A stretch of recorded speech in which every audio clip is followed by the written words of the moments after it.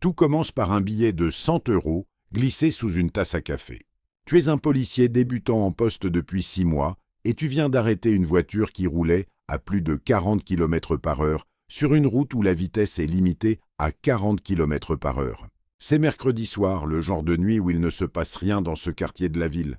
Les lampadaires bourdonnent au-dessus de votre tête. Votre radio est silencieuse. Le conducteur est très calme. Il n'a pas peur. Il ne parle pas. Il ne se précipite pas vers la boîte à gants. Il ne demande pas pourquoi il a été arrêté. Lorsque vous lui demandez son permis de conduire et sa carte grise, 100 € vous fixent depuis la console centrale. Ils ne sont pas froissés. Ils ont été placés là intentionnellement. Il ne dit rien. Il n'en ressent même pas le besoin. Tu as déjà entendu ça. Les vieux flics en parlent dans les vestiaires, toujours avec des suppositions, toujours avec un déni convaincant. Juste une question. Si quelqu'un te glissait un billet de 100 dans la boîte à gants, tu ferais quoi? Ils en rient. Et quand le sergent arrive, ils changent de sujet. Ils ne font que poser des questions pour s'amuser, mais tu as quand même vu comment certains vivent. Des montres de luxe, des vacances, des bateaux qu'un salaire de policier ne peut pas expliquer. Tu as fait le calcul, mais les comptes ne tombent jamais justes. Revenons à mercredi soir. Tu aurais pu prendre l'argent et le laisser là. Tu aurais pu signaler cela et passer les 6 heures suivantes à remplir des papiers pour un contrôle routier qui n'aboutirait à rien. Un contrôle routier que ton sergent jetterait sur la pile des milliers de rapports identiques, qu'il jetterait après y avoir jeté un coup d'œil et haussé les épaules, et que personne ne lirait jamais.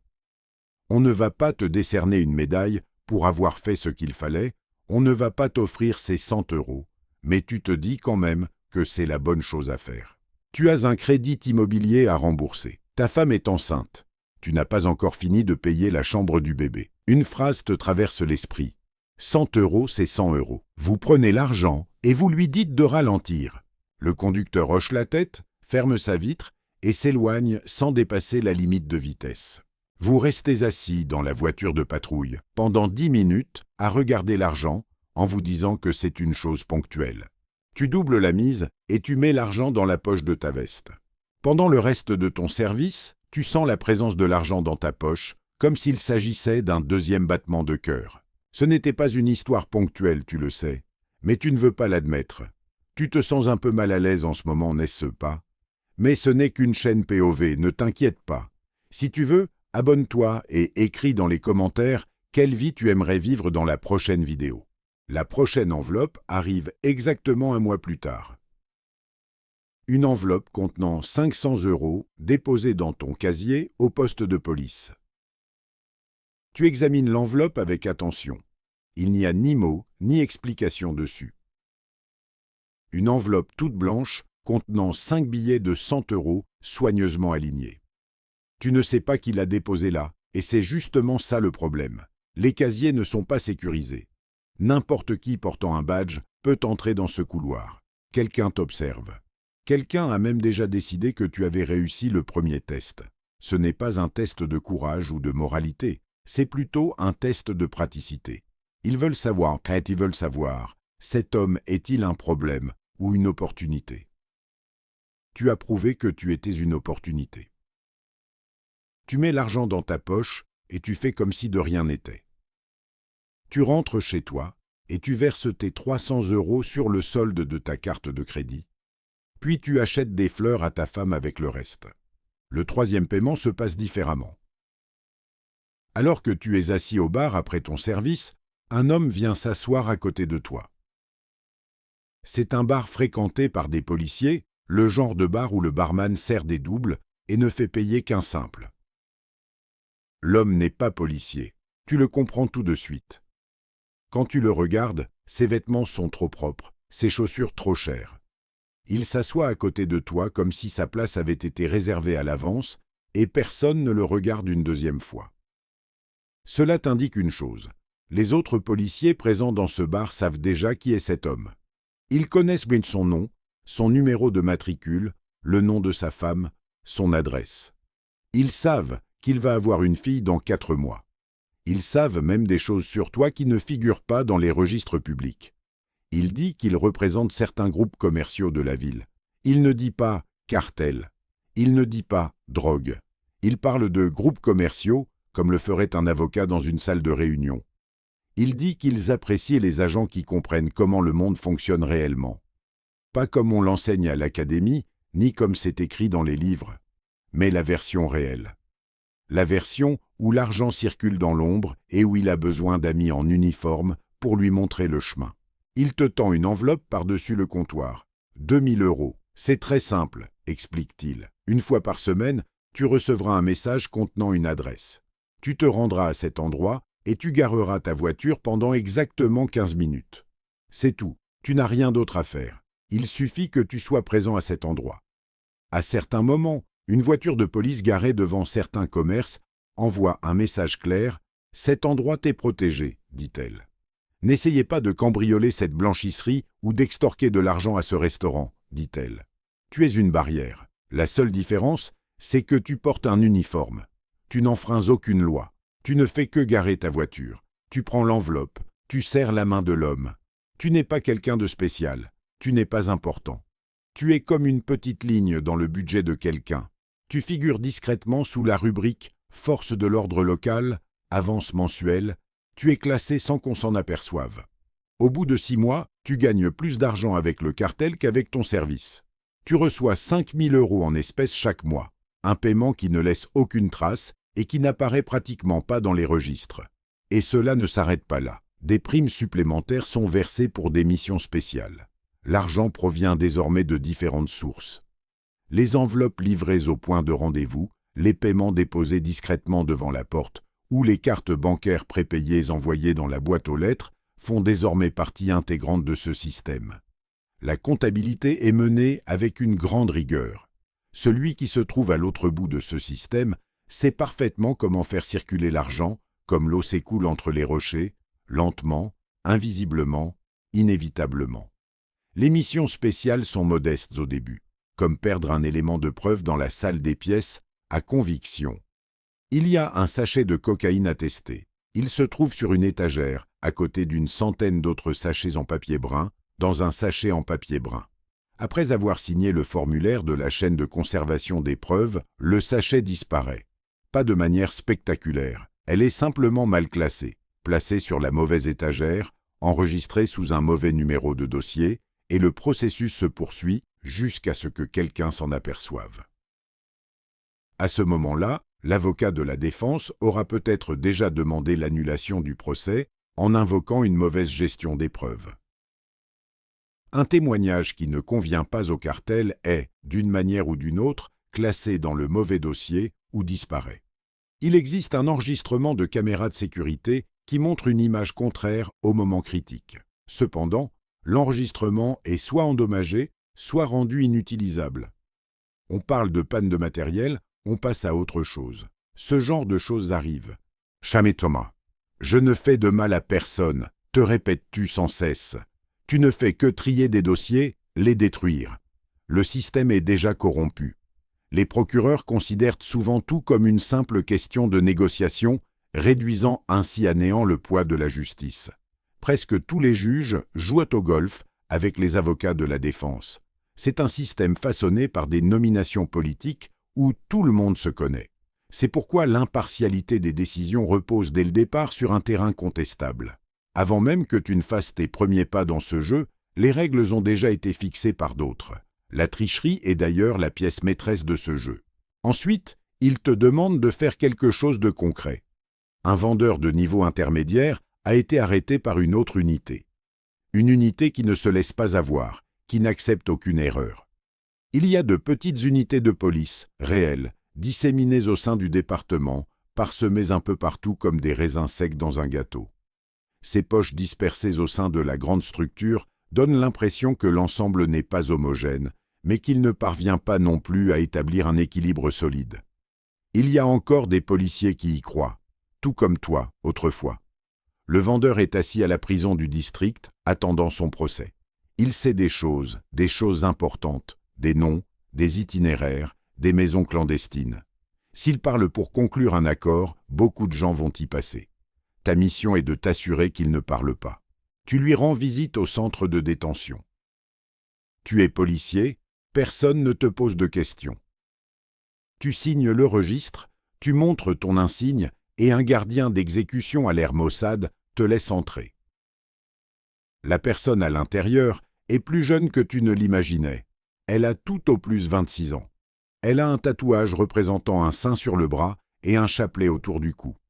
Tu lui dis que sa mère vit seule au 1847, rue Mariposa. Tu lui dis que ta sœur va chercher son fils tous les jours à 15h15 à l'école primaire Lincoln. Tu dis que les accidents sont inévitables et que ce serait terrible si un accident horrible arrivait à sa famille pendant qu'il est en prison et qu'il ne peut pas la protéger. Tu transmets ces informations d'une manière calme et impassible, comme si tu lisais une liste de courses. Le lendemain, il avoue son crime et, sans dire un mot, sans dénoncer personne, il est condamné à 7 ans de prison. Tu reçois une prime de 10 000 €. Tu as la poitrine serrée, tu ne peux plus respirer. Tu te précipites dans le parking du commissariat, tu vomis et tu te dis que tu n'es pas une mauvaise personne. L'argent te change. Tu rembourses ton hypothèque. Tu achètes un nouveau pick-up. Un pick-up comme tu n'aurais jamais pu t'en offrir auparavant.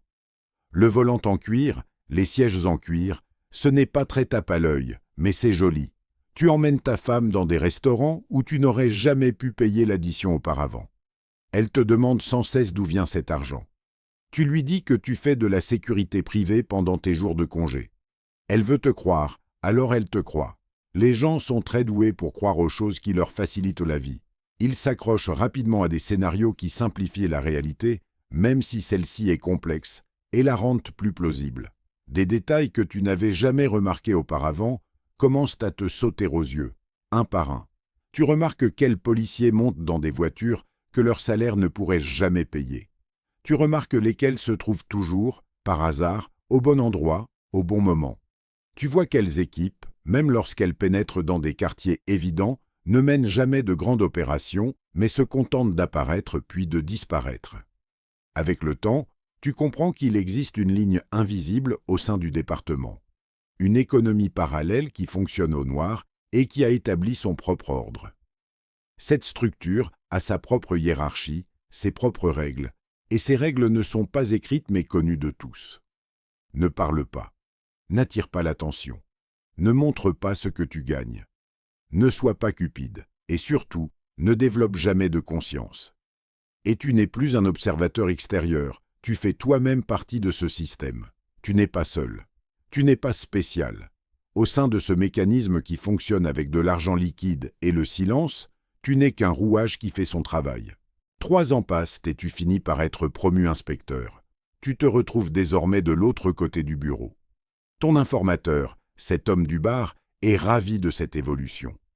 Et pour cause, car selon lui, les inspecteurs ont bien plus de valeur que les agents de patrouille. Ce sont les inspecteurs qui déterminent l'orientation des enquêtes. Ce sont eux qui décident quelle piste suivre et laquelle mettre discrètement de côté. Ce sont eux qui déterminent comment les faits seront consignés, quels détails seront mis en avant et lesquels seront effacés. Et tu te trouves désormais en plein milieu de cette ligne. Dans le système du cartel, tu es un gardien qui décide quelle porte s'ouvrira et laquelle restera fermée. Ta première mission est un meurtre, un cadavre dans une ruelle étroite, 2 balles dans la tête, un véritable exécution. Avant même d'arriver sur les lieux, tu sais déjà qui est le coupable. Tu le sais parce que, 30 minutes avant l'appel au 911, tu as reçu un message t'indiquant l'emplacement et te demandant de faire en sorte que cette affaire ne mène nulle part. Tu te rends sur place et tout se passe comme prévu. Tu suis la procédure, tu fouilles le quartier, tu recueilles des preuves, tu interroges les témoins, et tout est consigné, mais rien n'avance vraiment. Puis, tu rédiges ton rapport. Pas d'indices, pas de suspects, pas de témoins disposés à coopérer. L'affaire s'enlise, le dossier est lentement classé. Encore un meurtre non élucidé parmi les centaines que compte cette ville. Personne ne pose de questions, personne ne fouine, personne ne se soucie d'un dealer de drogue mort dans un mauvais quartier. Seule sa mère appelle. 1 fois par semaine, pendant des mois. À chaque fois, c'est toi qui réponds au téléphone. Tu lui dis que tu as fait tout ce que tu pouvais, que le dossier est toujours en cours d'examen. Ta voix est calme, tes phrases sont toutes prêtes. Au bout d'un moment, elle arrête d'appeler. Elles arrêtent toujours. Le deuxième meurtre est plus difficile à accepter. Cette fois, la victime est un étudiant, un jeune homme de 20 ans. Il suit des cours préparatoires à la faculté de médecine. C'est un étudiant brillant dont le nom figure au tableau d'honneur. Au mauvais endroit, au mauvais moment. Il s'est retrouvé pris au milieu d'une altercation qui a dégénéré. Il semble avoir été touché par une balle perdue au cours de ce moment chaotique où les armes ont été dégainées alors que les tensions montaient. Sa famille apparaît tous les soirs aux informations, en larmes, réclamant justice. Le chef alloue des ressources supplémentaires. Les médias suivent l'affaire. La mort d'un jeune homme à l'avenir prometteur est dans toutes les têtes. Tu ne peux pas faire disparaître ça. C'est pourquoi tu construis une histoire et tu leur donnes un suspect. Vous choisissez un petit voyou de quartier qui se trouvait dans le coin cette nuit-là. Il a 19 ans. Il a un casier. Son signalement correspond assez bien. Vous placez des preuves, une arme dans son appartement, nettoyée et chargée du bon calibre. Tout ce qui figure dans les dossiers s'imbrique pour étayer le récit. Un témoin se présente également. D'abord, il ne se souvient de rien, puis, après une conversation, il dit que les détails, lui, reviennent à l'esprit. Une fois que les conséquences d'un refus de coopérer avec la police lui ont été expliquées, il se souvient avoir vu le suspect s'enfuir en courant de la scène du crime cette nuit-là. Le dossier est désormais prêt à être clos. Tout semble cohérent. Du moins, vu de l'extérieur, le jeune homme a 19 ans. Il s'appelle Marcus. Tout au long du procès, il clame son innocence. Mais les preuves sont accablantes et sans équivoque. Il est condamné à la prison à perpétuité sans possibilité de libération conditionnelle. Il va vieillir et mourir en prison pour un meurtre qu'il n'a pas commis. Le véritable tireur a déjà disparu. C'est un bourreau du cartel et on l'envoie dans une autre ville en guise de remerciement. Quant à toi, tu reçois une prime de 50 000 €. Le maire te remet une lettre de remerciement. L'affaire est classée, tout le monde est satisfait. La famille de l'étudiante te remercie personnellement lors d'une conférence de presse. Sa mère te serre dans ses bras. Son père te serre la main et te dit « Vous nous avez rendu justice ». Tu leur serres la main, tu acceptes leurs remerciements. Mais tu ne ressens rien. Pas de culpabilité. Pas de honte. Pas le moindre pincement de conscience. Tu es comme un corps qui fait simplement son devoir. Un uniforme qui a un pouls, mais qui est vide à l'intérieur. 5 ans plus tard, tu diriges désormais ta propre équipe. 4 policiers, tous corrompus. Tous te sont fidèles, car c'est par toi que passe l'argent. C'est toi qui les as recrutés. Tu as fait exactement ce qu'on t'avait fait. Un billet de 100 €, une enveloppe, l'homme au bar. C'est toi désormais, cet homme au bar. Tu t'assois face à ces novices tendus et tu observes le changement dans leur regard. D'abord, l'hésitation, un bref combat de conscience, puis une lente acceptation. Officiellement, tu es toujours au sein du département. Mais en réalité, tu ne rends pas compte à celui-ci. Tu rends compte à un certain Ramirez, un homme que tu n'as jamais rencontré en personne, avec qui tu ne communiques que par message codé. Ramirez dirige les opérations du cartel dans la ville. Toi aussi, tu diriges les opérations du cartel au sein du département. Tu contrôles quelles descentes auront lieu et lesquelles n'auront pas lieu. Tu signales les cargaisons qui doivent passer. Tu fais arrêter les concurrents. Tu fais le ménage sur le marché. Mais pour les autres, tu es devenu exactement ce contre quoi tu t'étais engagé à lutter en prêtant serment. Tu te souviens de ce serment. Tu l'avais lu dans une pièce remplie de ta famille et de tes amis. Ta femme versait des larmes de joie. Pour la première fois de sa vie, ton père était fier de toi. Cet homme n'est plus là. Tu l'as perdu quelque part en chemin, petit à petit. À chaque enveloppe reçue, tu as perdu un peu de toi-même. L'enquête fédérale démarre sans crier gare. Des agents du FBI se présentent au poste et posent des questions sur les procédures de traitement des preuves. Ils restent courtois, se comportent de manière professionnelle et cherchent manifestement quelque chose de précis. On ne les met pas facilement sur une fausse piste. Ils ont une piste. Quelqu'un a parlé. Soit quelqu'un de ton réseau, soit quelqu'un de l'organisation de Ramirez a conclu un accord et a commencé à donner des noms. Tu ne sais pas de qui il s'agit. Tu ne sais pas ce qu'ils savent exactement. Pendant 3 semaines, tu attends que l'on frappe à la porte, que l'on te présente le badge, que les menottes s'enclenchent sur tes poignets. Chaque matin, tu vérifies la fenêtre. Chaque voiture qui ralentit dans ta rue fait battre ton cœur plus fort. Tu ne dors plus, tu ne manges plus, tu perds 7 kilos. Ta femme te demande si tu es malade. Mais on ne frappe pas à la porte. Du moins, pas pour toi. On frappe pour tes 2 hommes. Ils sont arrêtés à l'aube, emmenés devant les caméras. Le message est clair. Les fédéraux savent quelque chose, mais ils n'ont pas encore assez de preuves. La pression monte. Quelqu'un te contacte. Ils veulent que tu parles, que tu racontes ce que tu sais. Ils te proposent de témoigner en échange d'une protection. Mais tu sais ce qui arrive aux policiers qui parlent. Tu as vu leurs fins, tu as vu leurs photos, tu as aidé à détruire les preuves. Le programme de protection des témoins ne te rassure pas. Ça ressemble juste à une promesse. Et tu sais que cette promesse ne garantit rien. Tu as maintenant le choix. Tu peux t'enfuir, disparaître avec l'argent que tu as économisé et tenter de te construire une nouvelle vie dans un pays sans accord d'extradition. Tu peux coopérer en faisant confiance à la police fédérale pour te protéger, toi et ta famille, et passer le reste de ta vie à craindre ton propre ombre. Ou tu peux rester, tenir bon et espérer que le budget de l'enquête s'épuise, qu'elle soit confiée à quelqu'un d'autre ou qu'elle se tourne vers des cibles plus faciles. Tu choisis de rester. Tu es un policier. Tu sais comment survivre. Tu sais que les enquêtes échouent plus souvent qu'elles ne aboutissent. Tu as vu des témoins se rétracter. Tu as vu des preuves étouffées. Tu as vu des avocats trouver des détails techniques. Tu as suffisamment été de l'autre côté de l'équation, tu connais les probabilités. Chaque jour, tu vas travailler comme si de rien n'était. Tu souris en croisant les agents du FBI dans le couloir, tu attends. Le procès touche à sa fin, mais pas pour toi. C'est pour tes hommes. Ils ont gardé le silence, ont conclu des accords, ont accepté des chefs d'accusation moins lourds. Chacun d'entre eux accepte de purger 5 ans de prison. Ils savent qu'ils en sortiront. L'argent que le cartel a mis de côté pour leur famille les attend. Tu as témoigné en leur faveur au tribunal.